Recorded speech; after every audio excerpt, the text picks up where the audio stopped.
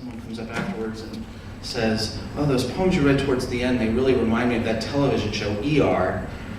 And then, of course, the next question is, do you watch ER?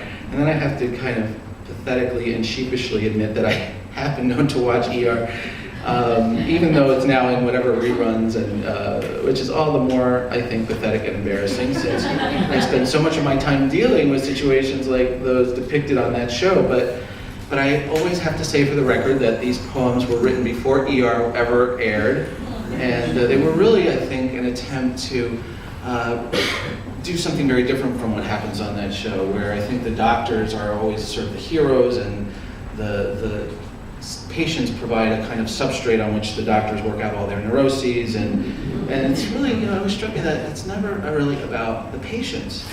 And so I wanted to write these poems in a way to elevate the stories of some of the people in our society who don't get heard, who I think don't have voices, and perhaps in doing so we can be more present at their dignity in their experience of suffering. So this is a sequence of poems called 10 Patients and Another, and they're sonnets, they're love poems in a sense, although they're kind of broken down, as you'll see. So 10 Patients and Another.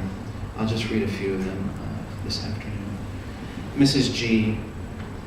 The patient is a 60-odd-year-old white female who presents with fever, cough, and shaking chills. No further history could be elicited. She doesn't speak. The patient's social history was non-contributory. Someone left her here. The intern on the case heard crackles in both lungs. An EKG was done, which showed a heart was beating in the normal sinus rhythm, except for an occasional dropped beat. An intravenous line was placed. The intern found a bruise behind her ear. She then became quite agitated and began to sob without producing tears. We think she's dry. She's resting quietly on Haldol, waiting for her bed upstairs. Jamal.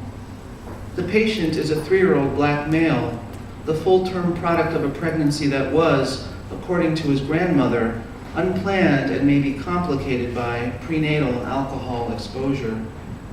Did okay, developmentally delayed but normal weights and heights, until last week when he ingested what's turned out to be cocaine, according to the lab results.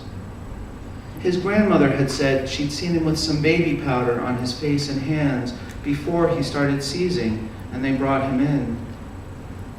The vital signs have stabilized. The nurse is getting DSS involved. The mom? She left it on the kitchen table. That's her, the one who sings to him all night.